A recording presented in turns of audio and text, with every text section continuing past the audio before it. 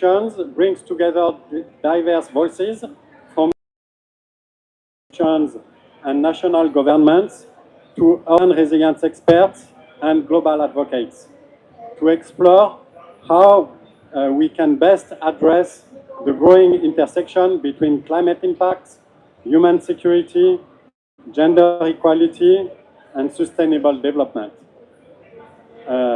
At the same time, advancing climate security presents an opportunity for the region to drive sustainable development, integrated approach that combines climate action, disaster risk reduction, and inclusive development that can empower women and marginalized groups, that build resilient communities, safeguard human security, and promote peace and stability across the region. So our discussion today will explore how integrated solutions are evolving to reach those most in need, how countries are integrating climate security into national strategies, and how urban and global actors are driving innovation and partnership to strengthen resilience. With us today, first of all, I would like to introduce myself. My name is Thomas Pito, and I am the Environment and Energy Team Leader for UNDP in the Arab State region. We have as opening remarks His Excellency Hans Olav Ibrecht, who is the Norway's Special Envoy for Climate, Peace and Security. And then, as panelists, we have from Jordan, Engineer Bilal Shkarim, who is the Director of the Climate Change Directorate at the Ministry of Environment. We have Dr. Abdullahi Khalif, who is the NDC Partnership in-country facilitator for Somalia. And then from the Adaptation Fund, we have Alisa Gomez, who is a climate change specialist. And then we have also our colleague from UN Habitat, Yasmin Mostafa, who is a knowledge management, reporting and climate change officer at UN Habitat. So without further ado, Hans for the opening remarks.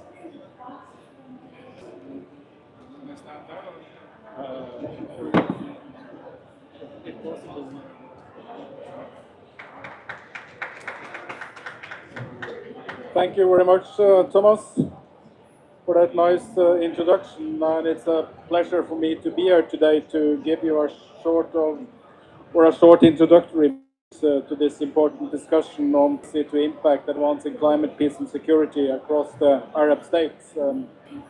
First, let me thank the World Green Economy Organization and UNDP and the Adaptation Fund and UN Habitat and Jordan for hosting us at this event today, and I'm looking forward to the discussions that we are going to have and listen to your interventions.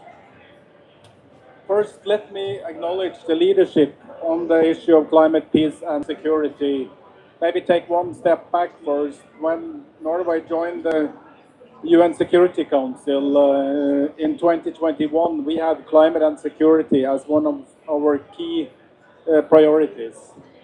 And we worked quite hard to then get climate and security included and recognized in various UN mandates. And at the end of our period with Kenya to sort of broaden the agenda, to look at the opportunities, so we included peace then, climate, peace and security, to try to reframe the agenda, to also indicate that there are lots of opportunities for joint climate action that actually can help to build peace and at least build confidence and trust among partners.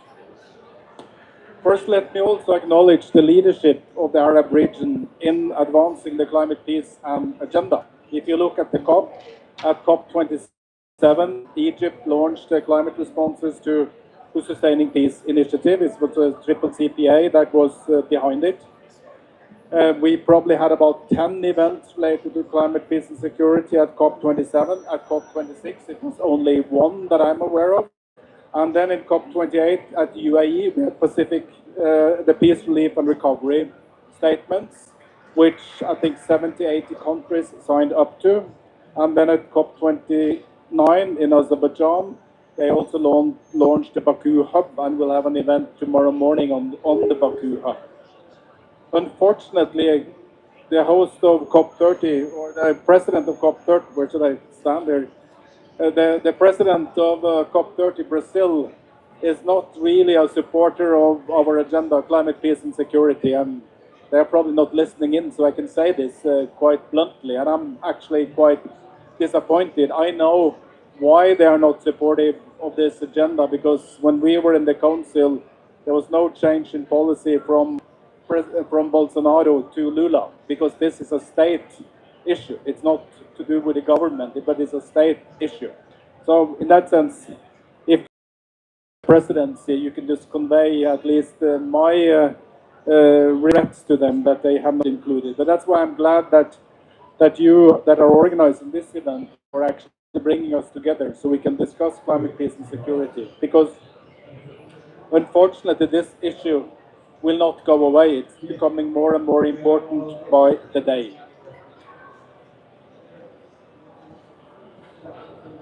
And I also would like to continue to be a bit blunt here, because there has been leadership in this region. At the same time, there has also been not so good leadership from the region. When you look at the discussions that we have in the Pact for the Future, it was actually the key paragraphs on climate, peace, and security was actually blocked by one of the members in one of the Arab countries, to the huge disappointment to many of us, because that was actually, again, the key language that we wanted to be included in the pact in order to advance the agenda going forward. But unfortunately, that didn't happen, so this was a setback overall to our agenda. As Thomas said, the Arab states are, of course, a climate vulnerable region. It's warming faster than the global average, and you are fully aware of all the issues that you're faced with and grappling with. I could just mention water scarcity, because water is the area that I used to work on. At the same time, also the Arab region has become large emitters, because there are many gas producers in the region. And the countries are facing instability and fragility driven by climate change. Unfortunately, there is not scientific consensus on the role of climate change and security. We label climate as a risk multiplier, and we don't really like to use the word threat multiplier, because that's something the defense community is using. And of course, there are no hard security solutions to climate change. In terms of moving then from policy to impact, let me offer sort of 3 areas we need to focus on. First, we need to integrate climate into peace building and security strategy, because climate change is not just an environmental challenge. It cuts across all aspects of the society and all political areas. Examples of this is, of course, the importance of early warning, establishing shared water resources management, and cross-border environmental cooperation, which could also be a tool of diplomacy and tools to develop trust. So I think the main message here is that this issue cannot be addressed in silos. The second is that we need to empower local resilience and inclusion, because real impact happens at the community level. At this COP30, adaptation will be a key area, and we all know that adaptation is underfunded, so we need to double down on adaptation. And I'm hoping that we will get a strong outcome from adaptation. Thomas, in your introductory remarks, you also mentioned gender. And again, I think this is an issue that, in terms of women's representation, it's actually quite low in many of the Arab countries, and that's an area where it's easy for me to say, coming from the Nordic countries, where we have come a lot further when it comes to advancing gender equality. So I would encourage women also to take and provide the leadership, because that will actually enhance climate action and make our interventions more effective. The third point is finance and innovation. Less than 5% global climate finance goes to this region. And also we need to make sure that more climate finance is flowing to the most fragile contexts. So one way of doing this is also to blend humanitarian development and climate finance, because this can unlock investments and also help to reduce the risk to crowd in the private sector. One key issue for us in all these settings is that we are focusing on domestic resource mobilization, because you cannot just focus on getting aid or climate finance. You have to mobilize resources yourself also to foot the bill. So what is Norway doing in terms of supporting this agenda? I mentioned when we served in the Security Council, at least we got climate change included in the mandates of UNAMI, in UNAMA in Afghanistan, addressing the adverse impacts of drought. I was a little bit disappointed that I didn't get climate change, but because even though we were the pen holders, but in order to get the resolution passed, we had to settle for droughts and not for climate change. But I think we can actually work with that as well. We are also a staunch supporter of the CSM mechanism, the security mechanism in the UN, comprised of UNDP, UNEP, DPPA, and DPO. And I think that's an excellent mechanism, working well together and developing sort of the technical input we need, raising awareness and providing training. We have also been supporting CSM and other UN entities with JPOs and climate peace and security advisors. We are also providing some support to regional projects, for instance in Iraq, energy security and climate finance transparency. Norway is a country that is engaged in many peace-building mediation activities. And of course, we are also using them climate and energy issues into some of these activities too. I don't want to go into details into those because it's more track 1.5 and track 2 activities, but it is actually involving countries in your region so we can help to develop trust.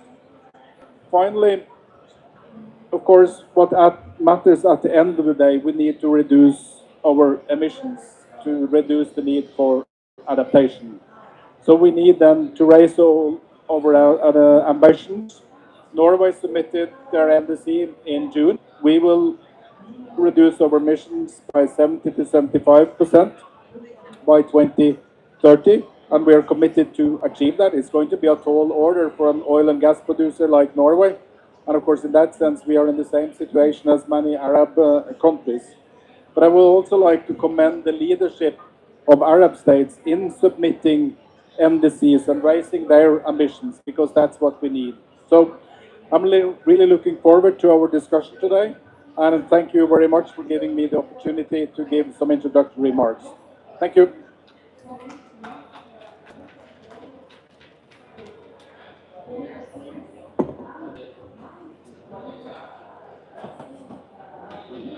Thank you so much for your introducing remarks. Now let me call in the panelists, Dr. Khalif, Engineer Bilal, Alisa Gomez, and Yasmin Mostafa. Please, thank you for joining the panel.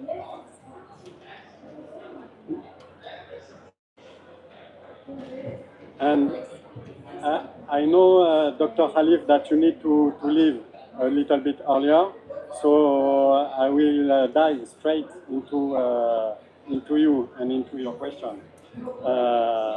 And Hans mentioned the gender dimension, no? So I think in Somalia, where high gender inequality compounds climate vulnerability and insecurity, how can climate and security intervention shift from viewing women as vulnerable to recognizing and supporting them as agents of adaptation, resilience, and peace building?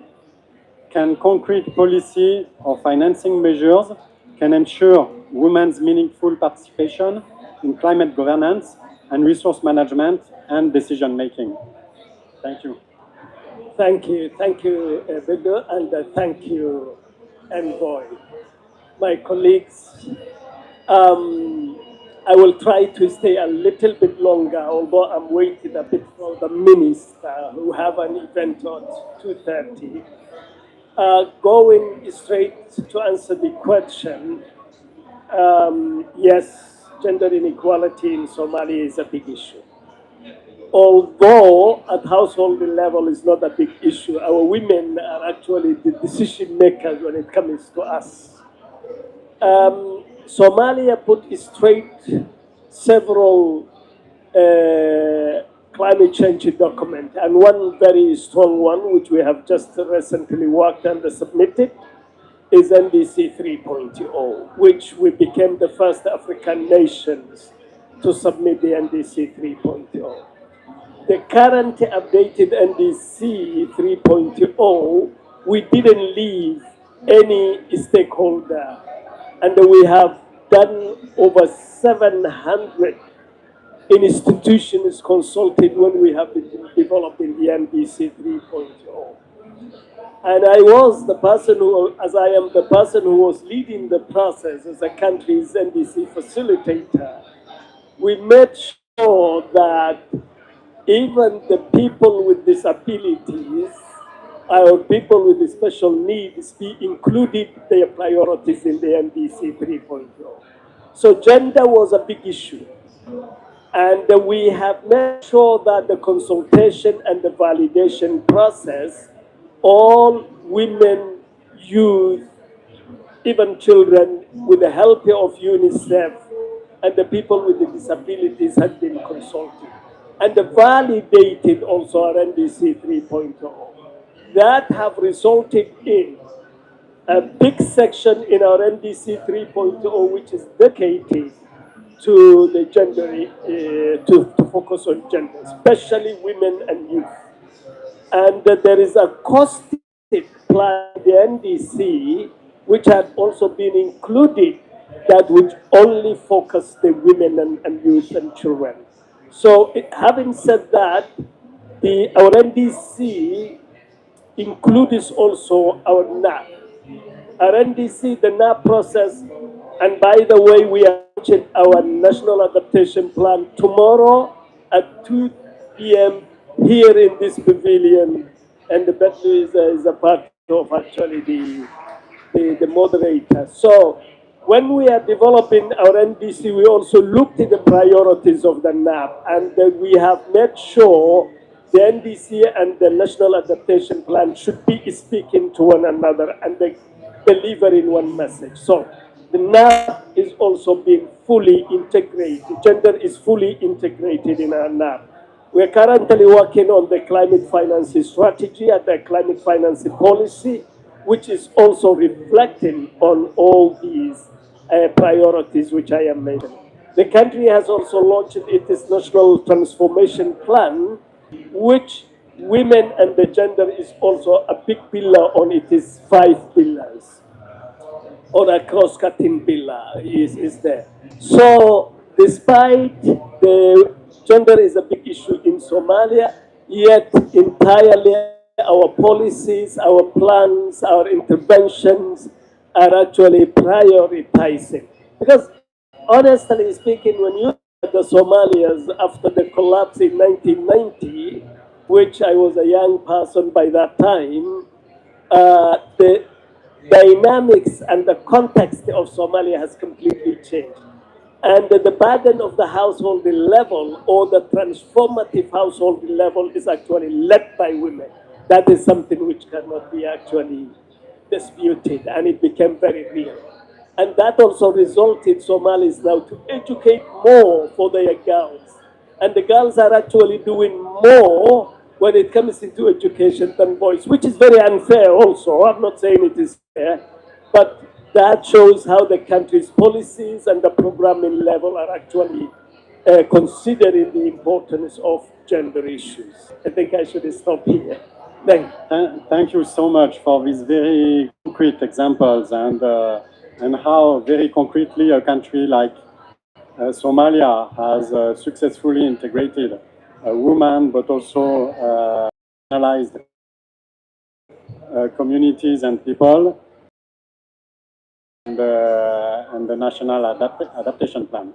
And I think you're right that Somalia has very much changed over the past decades and few years, no? And now, seeing Somalia as submitting, being the first nation of Africa submitting the NDC, is also saying a lot, no, about Somalia and how the country is active, both at the policy but also at the local level in integrating the most vulnerable communities within the climate adaptation, but also as an agent of peace and development.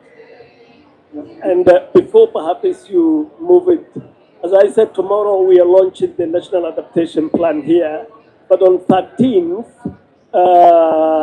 between 9:30 to 10:30, we are also launching our NDC investment plan. Not now the NDC, but the NDC investment plan, which has a bankable project is, and the what plans are we doing at NDC Partnership Pavilion. And you are all welcome. Thank you. Very important, actually. The financing part is also so crucial, and we will have, I think, on the 13th, an event also on financing NDCs together with other partners. Now let me turn to Jordan. Dr. Bilal. Jordan has been a regional leader in linking climate action with human security and sustainable livelihoods.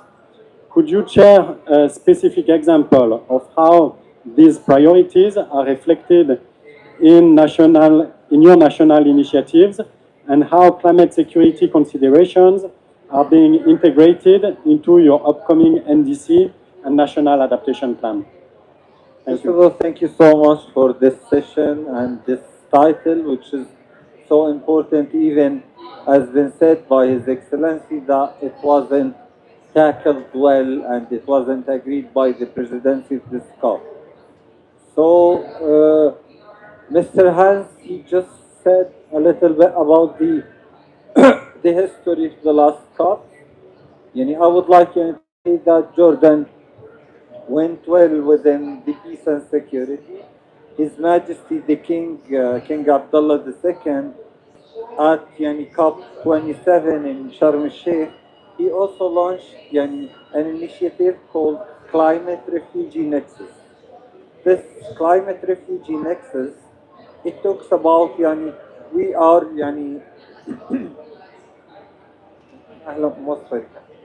well, we are a country.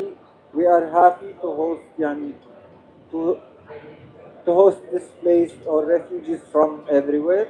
They are welcomed in the country, but at the same time, you should think that this is an additional human being who needs to have food security, water security, energy security. You should secure him with jobs in the job market competition.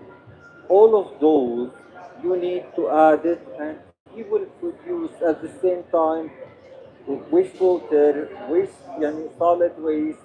He's gonna use energy with additional emissions. So you are thinking about you are bringing the carbon footprint from the country of origin to your country. So its additionality should be taken care of, and within that should be taken or given at least a priority in advancing let's say climate action and climate priority in that. We've worked with I'm happy here to see the reputable Lebanon representative, Ms. Leah, and also UN Habitat next to us, and the Adaptation Fund. We had a project, it's to raise the resilience. It is funded by Adaptation Fund. It's meant to have a raise of resilience of displaced people and the communities who hosted those displaced people in Jordan and Lebanon.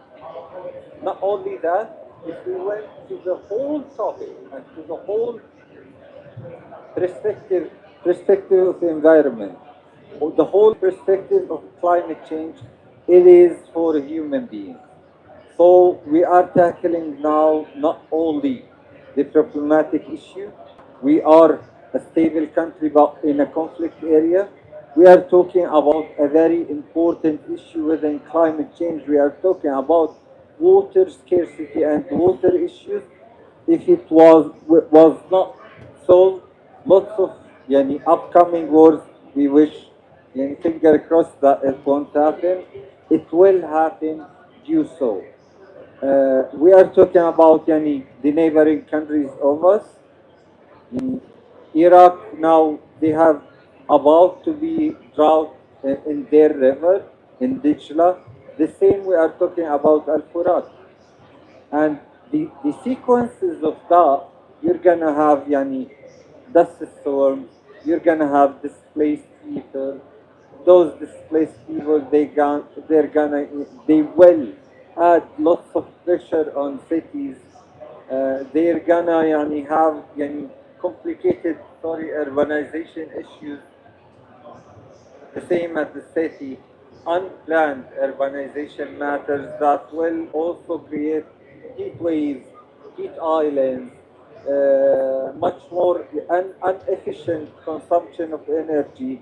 All of that came from those, I consider it a peace figure is that you should share water basins, share the benefits, you should share whatever happened last COP in order to move on, let's say, within the decisions.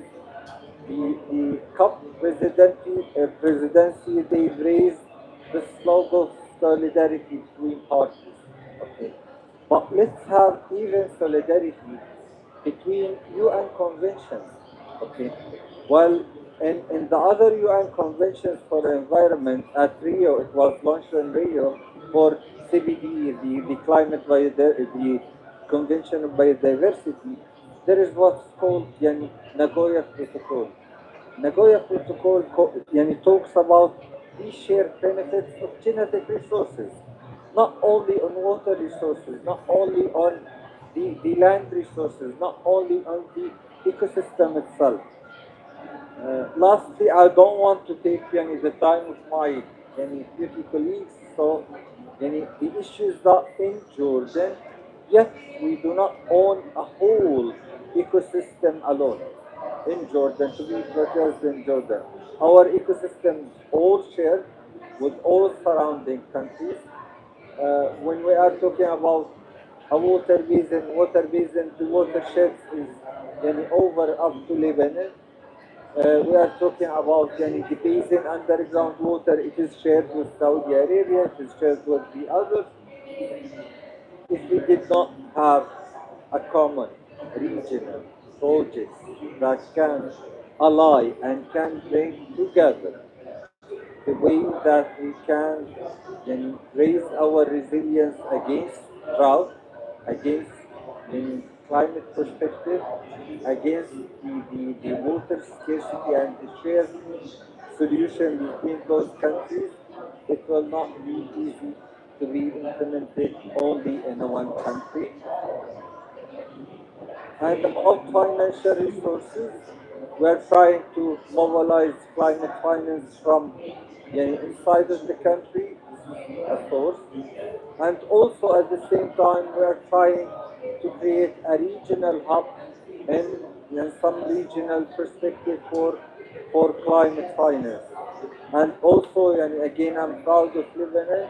We do have now a climate readiness project which is funded by GCF for the region 5 countries in order to leverage up the role of private sector in climate action and climate perspective. Again, I will talk too much about this topic which is so important, but I'm gonna let my to Yeah, thank you so much. Thank you so much for bringing you can do the, for bringing the the sharing resources at the country and regional level. And these resources that we share is also an opportunity for dialogue, and it's actually vital, no, for our own development. So discussing and interacting and having these resources, especially like water, land, you mentioned the Nagoya Protocol, as a way of bringing nations together for long-term and sustainable development.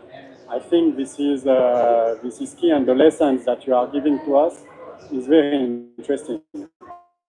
Now, I'm turning to the colleague from UN Habitat. And the city is also a space where we share resources, no? At a much smaller level. But still, I think it will be very interesting sorry, I'm looking at my question right now. If you could tell us more about, how do you take fragility and conflict affected countries at how do you take urban development into fragile and conflict affected countries? And how is UN Habitat supporting cities in the Arab region to integrate climate security consideration into urban planning, service delivery, and resilience building efforts? Thank you. Thank you very much for the great question, and thank you to UNDP for the invitation for the session. So to answer your question, UN Habitat sees climate security as mainly connected to resilience building, whether it's building the resilience of the local communities or the physical environment itself and the infrastructure to withstand the different effects of climate change. So we don't want climate change, as His Excellency has mentioned, to be a multiplier of a risk multiplier. So we don't want climate change to deepen the already existing fragility and insecurity and even informality in cities.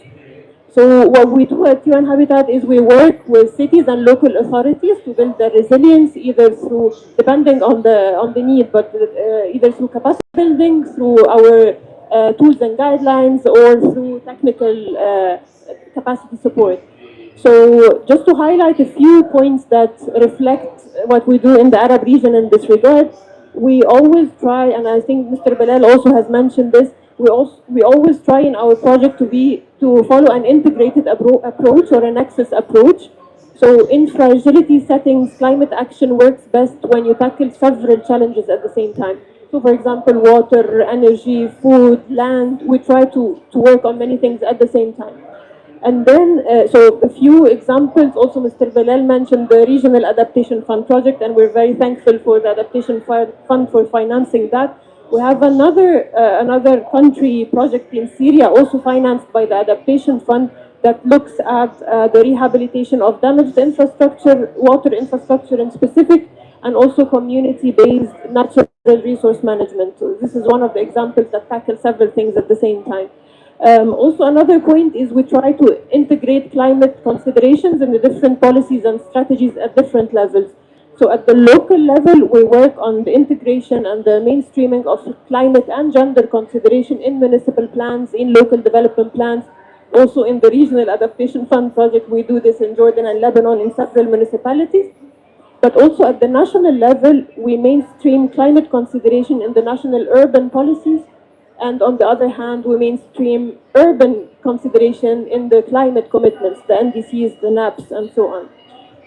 We also work with cities to better understand their exposure and their vulnerability. We have multiple tools to do that, through hazard mapping, through city resilience profiling, through multi-level vulnerability assessment, and all these tools were already tested in multiple cities across the Arab region.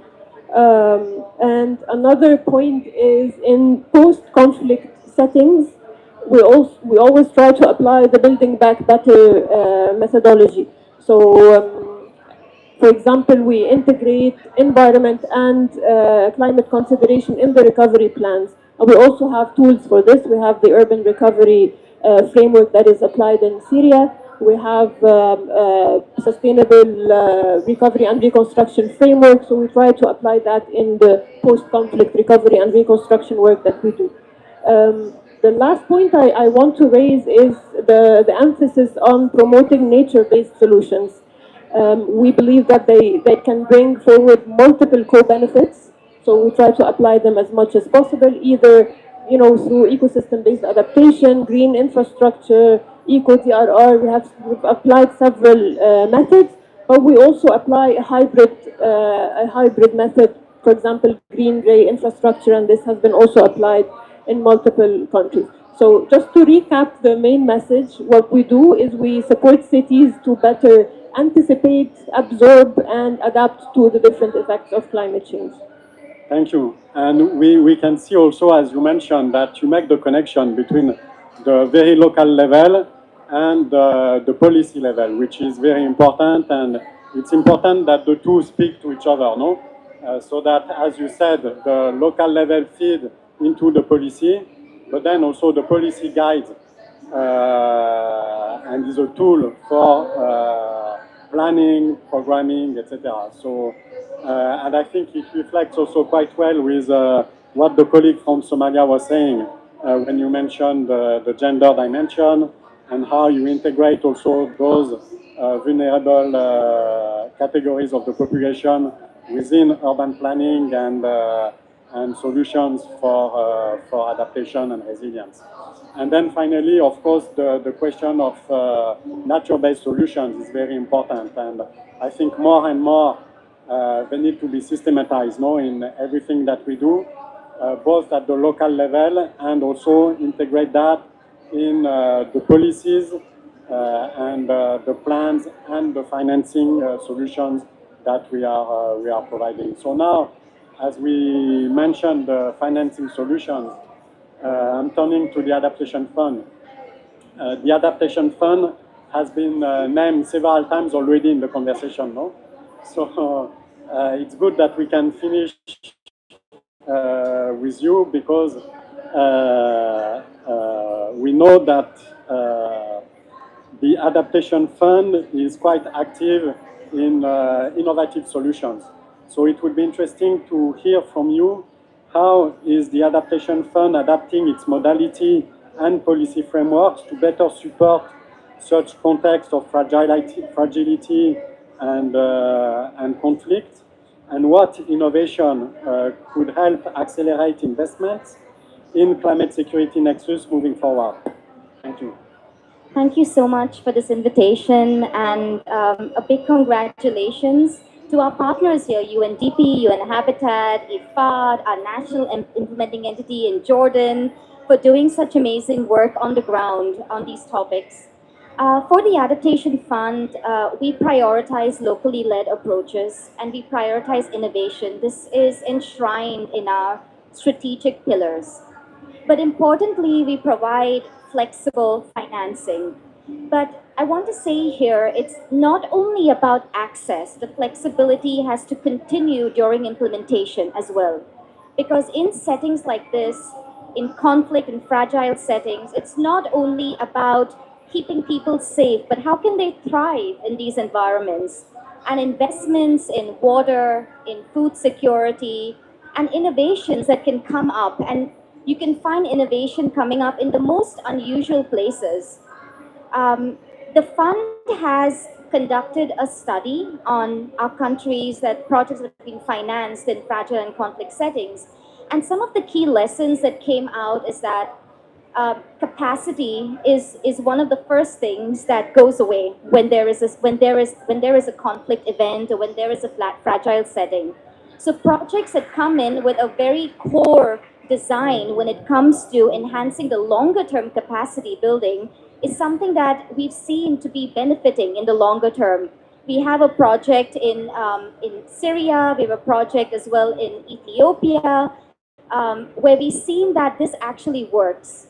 Secondly, nature-based solutions are something that have longer term benefits, because not just about the concrete infrastructure, but then it's about also building the capacity to sustain these nature-based solutions in the longer term.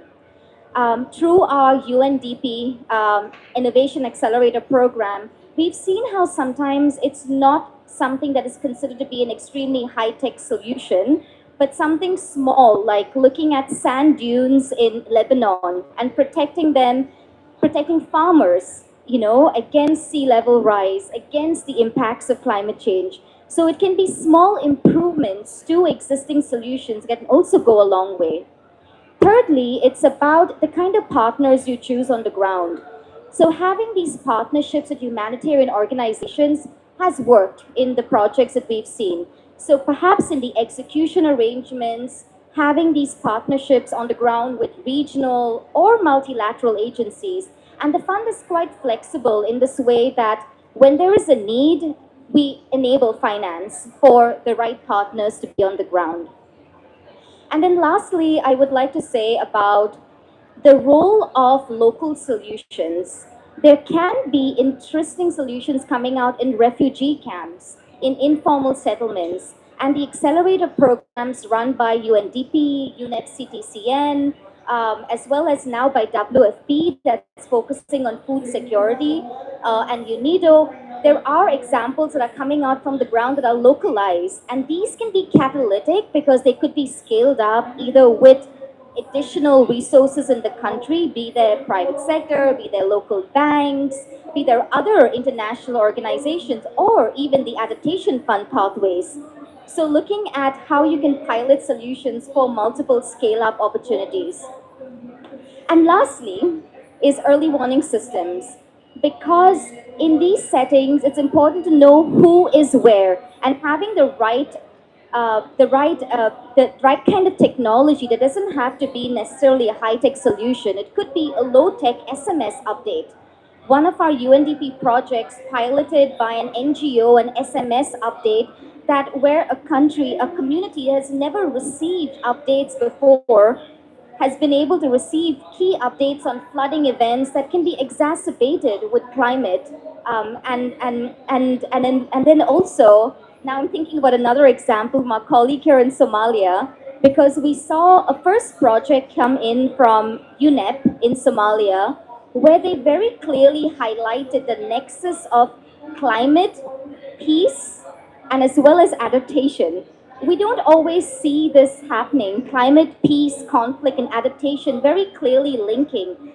And what they did is it's not just about the adaptation solutions, but creating partnerships and creating mediation organizations on the ground that when there is an event, who do you rely on to keep the peace? How do you have mediation structures to enable this to happen? So we consider that to be quite innovative because you're looking at these three elements, and even though the approaches or the adaptation interventions are not something that you would consider to be innovation in the sense of high-tech solutions, but there's innovation in the process. And I think in conflict and fragile settings, there's really a unique opportunity here. And so with this, I would end by saying that the fund is here to support. We do have flexible post-approval policies where if there are price fluctuations, you need to change the timeline of activities. You need to change the procurement requirements. We have policies in place to enable that to happen because for adaptive management to take place, the fund as well has to have an enabling policy environment. And we're here to support. Thank you. Thank you so much. And I think your point on the local solution is very well made. I think too often think that we have the solution that comes from the top, and that should be applied. But most of the time, the local communities, they have their own solutions, and those solutions just ask to be promoted and taken forward and put into a sustainable lens. So this dimension of the localization and the emergence from the local level of sustainable solution is, I think, extremely important. And then the other thing that you mentioned is about partnership. And I think that the panel that is here demonstrates that the real power is in getting together, bringing different actors, the government. We didn't have local actors in the panel, but the localities, the communities, the international partners, the donors. I think all of that makes our action relevant. and meaningful and impactful for the most vulnerable. So I think this idea of coming together and bringing our value added together is very much something that we should take forward and continue to value and use that as the main also solution. As you said, the solutions are not only in what we do, but also in the process, in how we do it. And I think that this is very relevant. I think that we are a little bit short on time. So I don't know if there is any question. Maybe we could take one question. If not, I would like to, and I'm looking if there is any question. No? So I will end this panel by thanking you for your presence, for your very thoughtful ideas, and also the energy that you brought into this panel. And I think this is also very important to feel this energy from the speakers, because we can feel the engagement. And this is also through this engagement that we achieve and we are impactful in the end. So thank you so much, and also thank you for WGO for having kindly accepted to welcome us. We'll have more events in this premises, so thanks again, and thank you for your time, and we continue the conversation.